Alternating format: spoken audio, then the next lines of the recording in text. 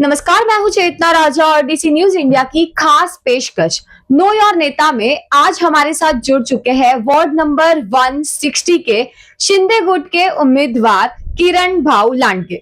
किरण भाऊ लांडगे पिछले टर्म में 5 साल के लिए नगर सेवक पद को सर्व कर चुके हैं और इन्होंने दूसरी बार नगर सेवक बनने के लिए अपना नामांकन दर्ज करवा लिया है।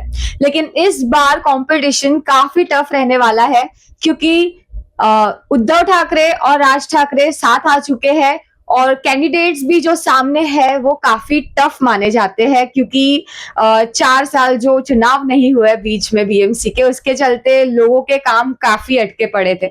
तो सर, मैं आपको पूछना चाहूंगी कि आप जब 5 साल नगर सेवक थे तब आपने ऐसा क्या किया कि जिसे जनता जनार्दन को आपको अध्यादेश देना चाहिए?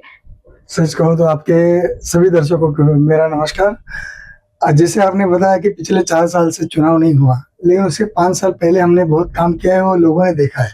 यहाँ पे जो रास्ते की हालत बहुत खराब थी, शौचालय की हालत बहुत खराब थी और ऐसे सिचुएशन में घर घर शौचालय बनाने का काम जो है वो हमने किया। महानगर पालिका के माध्यम से जो है हर गली में ड्रेनेज लाइन डालने का काम जो है हमारे कार्यकाल में जो है यहाँ पे शुरू हुआ है। आप देखेंगे तो यहाँ के सीमेंट कंक्रीट के रास्ते जो है ये पूरे हमारे कार्यकाल में बनाए गए, हमने बनाए हैं। महानगर पालिका के पीछे फॉलोअप लेके नारी सेवा सदन रोड हो, नेताजी पालकर रोड हो, हनुमान नारायण नगर का जो गैरबंशा दरगाह रोड है, गुरु गोविंद सिंह मार्ग, वो हमने बनाया है। असल्फा मेट्रो के स्टेशन के नीचे जो है वो पहले पानी भरता था, घुटने तक पानी भरता था, उसको जो है प्रॉपर तरीका निकाल के वहां पे जो है 4 कलवट बना के जो है पानी जो जमा होता था वो आज जमा होना बंद हो गया है। ऐसे इसी तरीके से रोड के जो है पूरे प्रभाग में जो है अच्छे तरीके से काम हुआ है, कंक्रीट के रास्ते बने हुए हैं। साथ ही में शौचालय की बात करेंगे तो शौचालय घर घर शौचालय बनाने का जो हमने संकल्प किया था वो ड्रेनेज लाइन तो हर गलियों में हमने डाली है। कुछ एक 10 से 20% कुछ जगह बाकी है, वो भी आने वाले समय में हम करने वाले हैं। साथ ही आप देखेंगे तो सार्वजनिक शौचालय जो है कम्युनिटी बेस्ड ऑर्गेनाइजेशन के तहत हमने 2 मंजिला टॉयलेट भी है वो काफी जगह बनाए हैं। नारायण नगर हो, असल्फा हो, मुकुंदराम अम्बेडकर नगर हो, ऐसे हर जगह पर जो जो टॉयलेट बहुत ही खराब स्थिति में थे उन टॉयलेट की जो है मरम्मत करने की वजह हमने वो पूरा तोड़ के जो है और नए बनाए हैं। तो किरण जी, आपने ये सब काम गिनाए कि आपने ये सब किया, लेकिन अभी ये जो 4 साल से चुनाव नहीं हुए हैं इसके चलते आपको फिलहाल वार्ड नंबर 160 में सबसे बड़ी अगर कोई समस्या लगती है तो वो क्या लगती है और आप उससे अगर नगर सेवक बनते हैं तो किस तरह हल करना चाहेंगे? सच कहूँ तो मेरे वार्ड में प्रमुख समस्या अगर कोई है तो पानी की है, क्योंकि मेरा प्रभाग जो है पूरा डोंगर मतलब एलिवेटेड एरिया है जहाँ पर जो है पानी पहुँचना बहुत ही मुश्किल हो जाता है। और ऐसी परिस्थिति में जो है लोगों को पानी मिलने के लिए हमने 2017 में जो है जैसे हम चुन के आए वैसे चुन के आने के बाद वहाँ पे 50 HP की जगह हमने 120 HP के हॉर्स पावर के पंप बिठाए, जिससे आज मुकुंदराम अम्बेडकर नगर का इलाका हो, सानी गुरुजी नगर का इलाका हो, वहाँ पर जो है पानी की समस्या जो है पूरी तरह से सॉल्व हो चुकी है। लेकिन आने वाले समय में जो है लोगों की संख्या बढ़ती जा रही है, लोक संख्या बढ़ती जा रही है और परिवार बढ़ते जा रहा है। ऐसे सिचुएशन में जो है वहां पर आने वाले समय में पानी की किल्लत ना हो, इसके लिए वहां पर जो है ऑनलाइन बूस्टिंग का भी प्रबंधन हम लोग करने वाले हैं। उसका वचननामा जो हम बनाए हैं उसमें भी हमने उसके दर्ज किया है। साथ ही में सुंदरबाग का जो इलाका है वहां पर आप देखेंगे तो वहां पे ऑलरेडी एक टाकी बनी हुई है, लेकिन टाकी की ये जो है साइज जो है वो अभी दिन ब दिन घटते जा रही, मतलब साइज उतनी है, लोक संख्या बढ़ती जा रही है। उसके वजह से क्या हो गया कि पानी की समस्या वहां पे बढ़ती जा रही दिन ब दिन। तो आने वाले समय में लोक संख्या बढ़ने की वजह से पानी की सप्लाई जो है वो कम पड़ सकती है। इसके लिए उस टाके की साइज बढ़ाने का प्रावधान हमने किया है, उसका प्रस्ताव बना के रेडी रखा है। साथ ही में अशोकनगर के इलाके में जो है पानी की बहुत बड़ी समस्या है, वहां पे भी समय पर पानी नहीं जा पाता या फिर फ्लैग एंड होने की वजह से जो है वहां के लोगों को प्रेशर से पानी नहीं मिल पाता। इसलिए होमगार्ड में जो है 14 लाख लीटर की टाकी का प्रावधान किया गया है। सिर्फ होमगार्ड की एक एनओसी बाकी है, बाकी महानगर पालिका का जो टेंडर है वो तक निकल चुका है। जैसे ही एनओसी मिलती है वैसे वो भी काम शुरू होने वाला है। तो हालांकि पानी की जो समस्या थी वो हमारे वार्ड में आने वाले 1 साल के अंदर जो है वो सॉल्व होने की 100% गारंटी हम दे सकते हैं। और दूसरी बात कहूंगा तो एल वार्ड जो है ये एल वार्ड घनी दाट बस्ती का जो इलाका है वहां पर जो है कचरे की बहुत बड़ी समस्या है। आज दत्तक वस्ती जो योजनाएं हैं, ये सबसे फेल योजनाएं कहा जाती है, क्योंकि यहाँ पर जो है, जो दत्तक वस्ती योजना में जो स्वयं से काम करते हैं, उनको सिर्फ 180 रुपये मानधन मिलता है। 180 रुपया 8 घंटा काम करके 180 रुपये में किसी का घर नहीं चलता। तो वैसे सिचुएशन में जो है, ये दत्तक वस्ती योजना को जो है, इसको चेंजेस करने पड़ेंगे, इसमें कुछ बदलाव लाने पड़ेंगे, जिससे कि उस जो स्वयं सेवक काम करते हैं, उनको भी 2 पैसे की उनके परिवार को मदद हो, और उनके माध्यम से जो है समाज में जो है, विभाग में जो है, अच्छी तरीके से साफ सफाई करने में मदद हो। इसके लिए बहुत बड़ी जो है चेंजेस करने की जरूरत है। आज आप देखेंगे कि एल वार्ड है, एल वार्ड में ये प्रभाग क्रमांक 160 है। यहाँ पर लोक संख्या ज्यादा होने की वजह से कचरे की समस्या भी बहुत बड़े पैमाने पे। तो कचरे की समस्या सिर्फ कचरा हटाने वाले नहीं सॉल्व कर सकते, कचरा डालने वाले भी सॉल्व कर सकते हैं। तो उनका सपोर्ट मिलना भी बहुत जरूरी है। लोगों के, आम जनता के बीच में से भी ये साफ सफाई के बारे में थोड़ा समाज में एक बदलाव लाने की जरूरत है, लोगों में एक मार्गदर्शन करने की जरूरत है, एक लोगों को मोटिवेट करने की जरूरत है, जिससे कि आने वाले समय में जो है प्रभाग को साफ सुथरा और सुंदर रख सके। तो जैसा कि हमने देखा, यूटी ने इस बार लाड़की बहन योजना शुरू की। इसके चलते लोगों को 1500 रुपए मिलने स्टार्ट हुए लोगों को। उस पर विपक्ष ने काफी भ्रष्टाचार का आरोप भी लगाया। कुछ लोगों की स्कीम बंद हो चुकी है, केवाईसी नहीं हो पाया है। इस सब के बीच आपको क्या लगता है कि लाड़की बहना योजना आपकी जीत में कितना बड़ा रोल प्ले कर सकती है? सच कहूँ तो लाड़की बहन योजना जिस तरह से विधानसभा में सबसे अपर लेवल पे ठहरी गई, और लाड़की बहनों ने सच कहूँ तो महाराष्ट्र की सरकार लाई, उसी तरह मुंबई महानगर पालिका में भी लाड़की बहनों का चमत्कार आपको देखने मिलेगा। लाड़की बहनों के माध्यम से जो है, आज लाड़की बहन योजना के माध्यम से लाड़की बहनों को 1500 रुपये, सिर्फ एक 1500 रुपये कीमत नहीं है, तो एक सम्मान देने का काम जो है सरकार ने किया है। और सम्मान के तहत उनके माध्यम से जो है लोगों के, किसी के बच्चों की फीस भरी जाती है, किसी का राशन भरा जाता है, किसी का लाइट बिल भरा जाता है। तो कोई महिला जो है अपने घर के बाहर, अपने रास्ते पे जो है छोटा सा स्टॉल लगा के कुछ ना कुछ भाजी सब्जी बेचने का काम करते, कुछ नाश्ता बेचने का काम करते, कुछ कपड़े बेचने का काम करते। तो एक स्वयं रोजगार का जो है माध्यम उनको बनाने में मदद हुई। अब देखेंगे लाड़की बहन योजना के तहत लोगों को एक बड़ी ताकत मिली, एक सपोर्ट मिला है।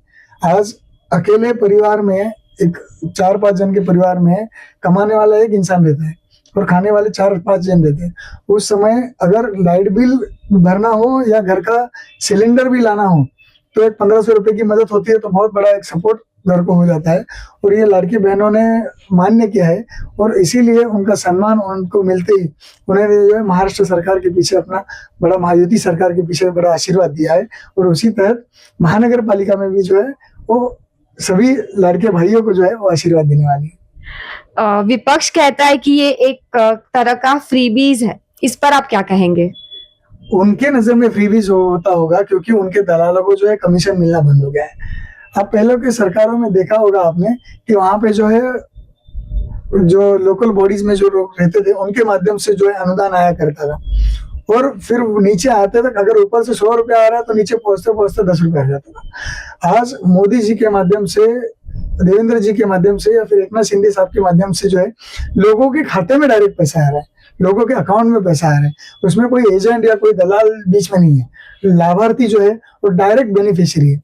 उनके अकाउंट में पैसा आने से लोग जो है खुद उस पैसे का इस्तेमाल कर पा रहे, उसमें किसी प्रकार की दलाली किसी को देने की जरूरत नहीं पड़ रही। और एक आखिरी सवाल मैं पूछना चाहूंगी आपसे, अगर आप इस बार नगर सेवक के तौर पर चुने जाते हैं, फिर एक बार अगर आपको जनता अपना आदेश देती है, असलफा में या ये जो वार्ड है, यहाँ पर मेट्रो शुरू हुए तकरीबन 10 साल से ज्यादा हो चुके हैं। जब लोग मेट्रो से ट्रैवल करते हैं तो एक तरफ उनको नाहर के बड़े बड़े बिल्डिंग्स दिखते हैं और एक तरफ झोपड़पट्टी दिखती है। क्या यहाँ पर रीडेवलपमेंट का काम आपके नगर सेवक बनने से हो सकता है? क्या ये झोपड़पट्टी की शक्ल जो है वो ब्यूटिफिकेशन में बदल सकता है? क्या आप उस पर काम करना चाहेंगे? 100% इस पे हम लोग ने ऑलरेडी काम शुरू किया है। लेकिन क्या होता है कि हर बार लोग इलेक्शन आते ही बिल्डिंग बनाएंगे, ये बनाएंगे, वो बनाएंगे, ऐसा चर्चा करके लोगों को गुमराह करते हैं। और उस वजह से जो है, अगर हम लोग भी ये बात रखते हैं लोगों के सामने, तो लोगों को लगेगा कि हम लोग गुमराह कर रहे हैं। इसलिए हम लोग के एजेंडे पे अभी हम वो एजेंडा ही लेके नहीं जा रहे कि हम बिल्डिंग बनाएंगे, हम रीडेवलपमेंट करेंगे और ऐसा करेंगे, फिर आप हमें वोट दो, ऐसा हम लोग बिल्कुल नहीं बता रहे। हम लोग जो है पहले काम करके बताएंगे और उसके माध्यम से वोट लेंगे। आज जो प्रभाग क्रमांक 160 में पिछले 9 सालों में जो मैंने काम किए है, वो काम के तहत लोग मुझे वोट देंगे, किसी पैसे की वजह से या किसी लालच की वजह से नहीं। तो मैंने जो लोगों के बीच रिलेशन बनाया है, लोगों का काम किया है, लोगों के सुख दुख में जो गया हूँ, वो नजर में रखते हुए लोग मुझे आशीर्वाद देंगे। आपको बताना चाहूंगे कि प्रभाग क्रमांक 160 का जो असलफा, सुंदरबाग और अम्बेडकर नगर का जो इलाका है, वो हमने यूपीआर में फेज 3 में लिया है, जिससे कि आज आपने देखा होगा घाटकोपर ईस्ट में माता रमाबाई अम्बेडकर नगर जो है, वहां पे 17,000 घरों का रीडेवलपमेंट शुरू हो चुका है। जो पूरा स्लम था, उसमें से 4,500 घर जो है वो तोड़े गए हैं और उनका रीडेवलपमेंट का काम जो है वो शुरू हो गया है।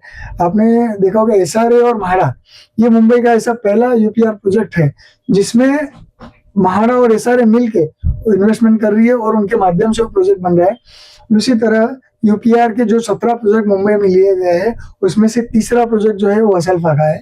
और उस वजह से आने वाले समय में जो है असल्फा का जो ऊपर मिट्टी मुक्त असल्फा करने का जो इरादा है, उसमें हम लोग काम करने वाले हैं और उसी तरह हमारा काम भी शुरू है।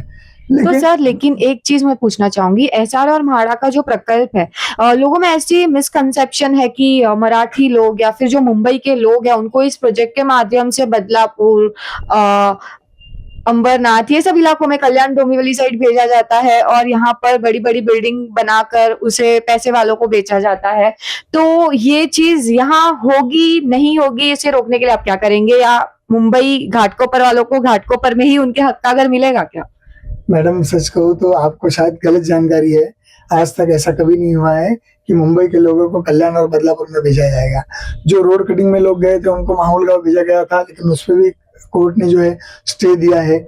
और यहाँ पर जो बिल्डिंगें बनेंगी, जैसे कि मुकुंद आपको बता रहा हूँ, माता रमाबाई अम्बेडकर नगर का जो इलाका है, वहां पे 4,500 घर तोड़े गए। उनको 3 साल का भाड़ा जो है एकनाथ शिंदे साहब ने इकट्ठा भाड़ा दिया है, 17 करोड़ रुपए, 117 करोड़ रुपए।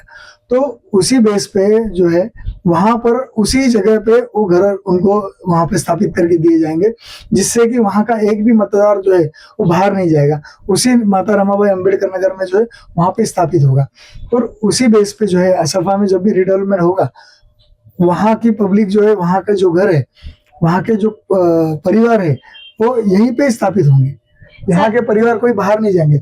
रही बात असल्फा के रीडेवलपमेंट की थी, तो असल्फा के पाइपलाइन के उस तरफ जो है वो पूरा ग्रीन जोन है और ग्रीन जोन हटाने के लिए हमारा फॉलोअप जो है नगर विकास डिपार्टमेंट में शुरू है। उसी तरह असल्फा जो आप पहाड़ी इलाका आप देखेंगे, तो पहाड़ी इलाके में जो है फनल जोन है। फनल जोन में क्या होता है कि विमान प्राधिकरण की एनओसी लगती है, यहाँ पे 32 मीटर के ऊपर हाइट नहीं जा पाती है। मैं खुद बांधकाम व्यवसायिक हूँ, तो मुझे पता है उस चीज के बारे में अच्छी तरह से। यहाँ पर 32 मीटर की हाइट ऊपर हाइट न जाने की वजह से यहाँ पे बिल्डिंग बनाने में बहुत असफलताएं प्राप्त होती है। तो सफलता प्राप्त करने के लिए अपने को महानगर पालिका और एसआरए और एमएमआरडीए और म्हाडा, इनके माध्यम से जो है यहाँ पे प्रोजेक्ट बनाने पड़ेंगे। और यहाँ पे जो प्रोजेक्ट बनेंगे उसका जो एफएसआई कंज्यूम नहीं होगा, जो बचा हुआ एफएसआई होगा, उसको टीडीआर के रूप में जो है वो अलग इलाके में यूज कर पाएंगे। ऐसा प्रावधान जो है एकनाथ शिंदे साहब और देवेंद्र जी के माध्यम से जो महाराष्ट्र सरकार ने नियमों में थोड़ा बदलाव किया है, उसके वजह से जो है आने वाले समय में फनल जोन का जो एरिया है उसमें भी डेवलपमेंट करने के लिए बहुत बड़ी आसानी होगी।